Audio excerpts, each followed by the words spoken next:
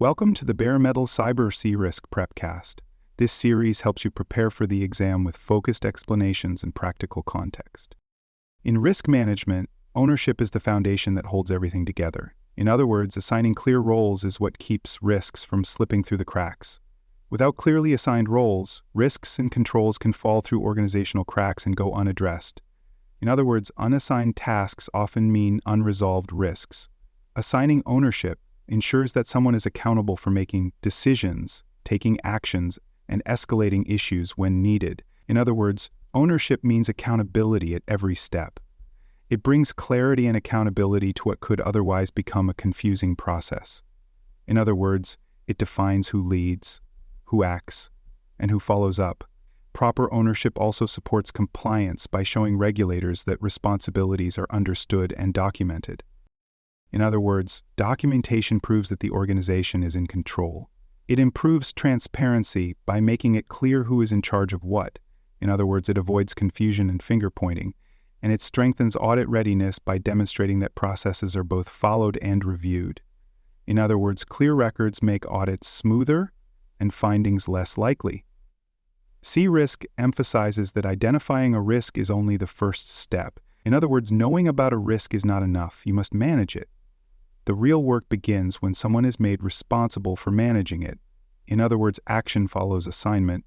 On the exam, role clarity is a common way to separate the right answer from the distractors. In other words, knowing who does what can help you choose correctly. If the scenario involves confusion about who should act, the best answer will often focus on establishing or correcting ownership. In other words, scenarios that feel vague often test governance gaps.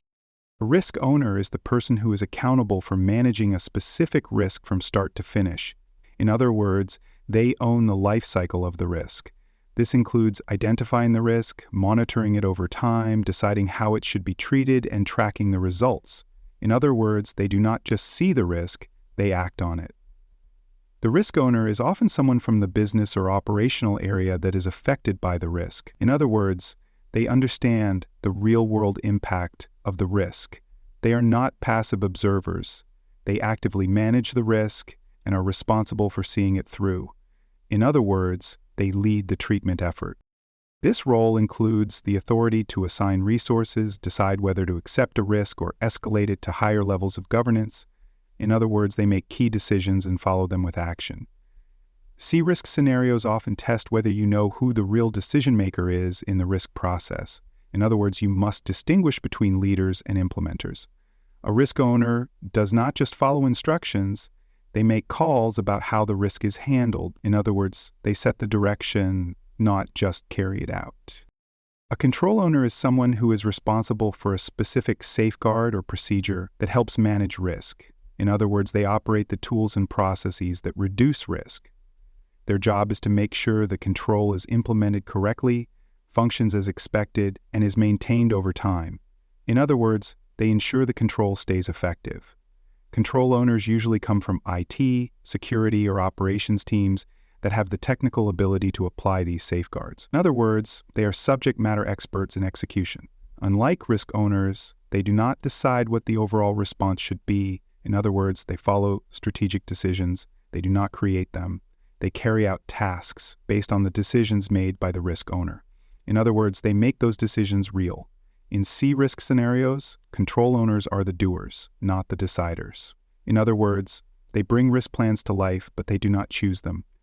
They are essential to making sure controls are in place and working, but they act under the strategic direction of the risk owner. In other words, their work supports but does not replace governance.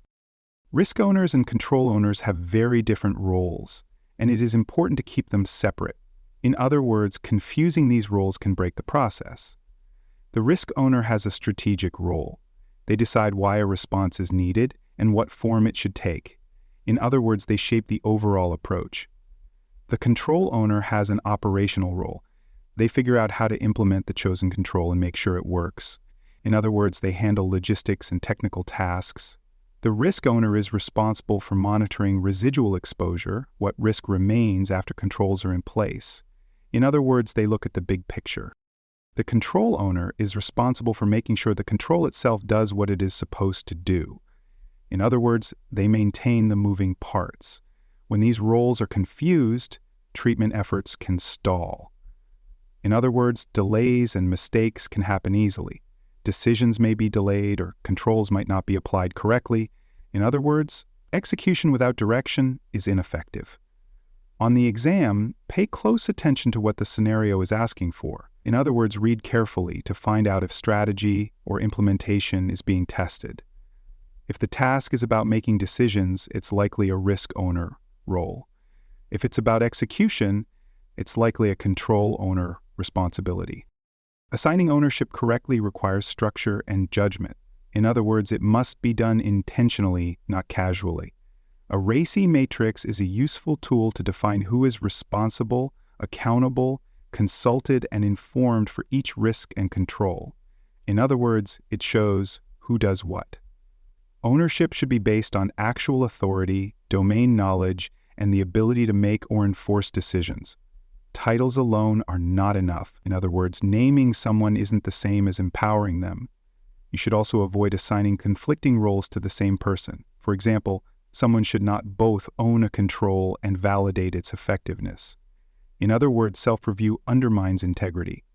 All roles should be documented in the risk register or control catalog, with updates made when responsibilities change. In other words, tracking role changes is part of governance. Expect exam questions that involve missed deadlines or unmanaged risks, because ownership was not properly assigned or documented. In other words, failure often starts with role confusion. For more cyber-related content and books, please check out cyberauthor.me. Also, there are other podcasts on cybersecurity and more at baremetalcyber.com. Escalation paths are needed when a risk owner is unable to resolve an issue alone. In other words, owners need support for complex problems. There must be clear rules that describe when and how to move a risk up the chain of command. In other words, escalation procedures should be defined in advance. Some risks are shared across teams, and in these cases, coordination becomes critical. In other words, cooperation must be organized and not left to chance. If multiple people share ownership, roles must be clearly defined to avoid overlap or confusion. In other words, co-ownership must still include clarity. For risks that span departments or functions, it is best to assign a primary owner who is responsible for coordination. In other words, one person should lead even if others support. In exam scenarios, a phrase like "the risk was not escalated despite warnings" is a sign that the ownership or escalation path was unclear. In other words, no one acted because no one had the authority or direction to do so. Governance plays a critical role in assigning and overseeing ownership structures. In other words, governance defines and validates who owns what. Governance bodies must approve who is assigned as risk and control owners, especially for high-risk items. In other words, the higher the risk, the higher the level of approval needed. They are responsible for checking that roles are consistently assigned, conflicts are avoided, and accountability is maintained. In other words, governance prevents gaps and overlaps. Role assignments should match the organization's structure and reflect how different types of risks are tiered. In other words, high-tier risks need senior-level ownership. There must also be a formal process for reviewing and updating these assignments over time. In other words, ownership must be managed as an evolving record. On the exam, scenarios involving high-risk items often require oversight by a board or risk committee. In other words, look for governance steps when the stakes are high. Answers that include formal approval and structured review are often the best choices in governance questions. And what would good exercise questions? Ownership should always be reflected in documentation. In other words, if it is not written down, it does not exist. The risk register must clearly list both the risk owner and the control owner.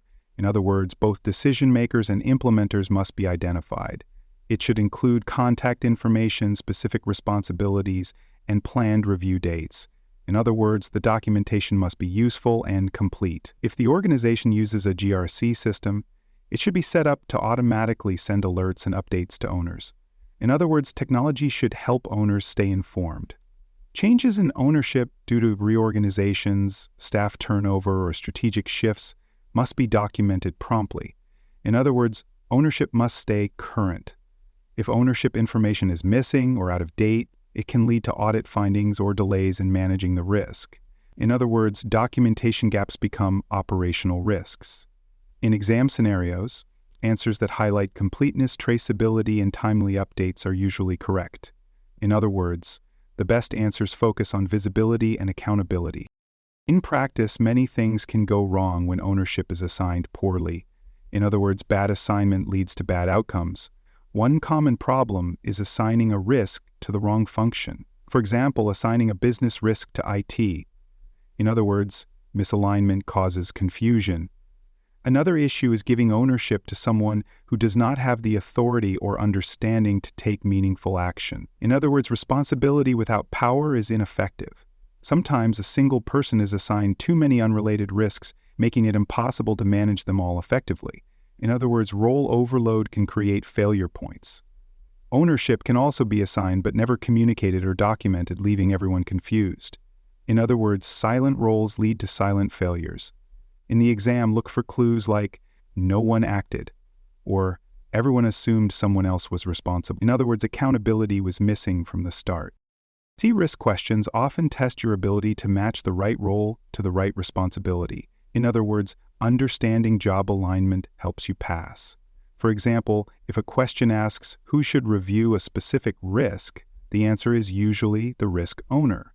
In other words, strategic monitoring belongs to the decision maker. If the question asks who is responsible for testing and maintaining a control, the answer is the control owner. In other words, technical maintenance belongs to the implementer. Delays in treatment are often linked to missing or incorrect ownership assignments. In other words, action requires the right person in the right role. When asked who should monitor effectiveness, the answer might depend on context. Sometimes it's the control owner, sometimes it's the risk owner. In other words, effectiveness can be measured at both levels. Correct answers always show that you understand the difference between making decisions and executing tasks, and that you can align roles to the needs of the organization.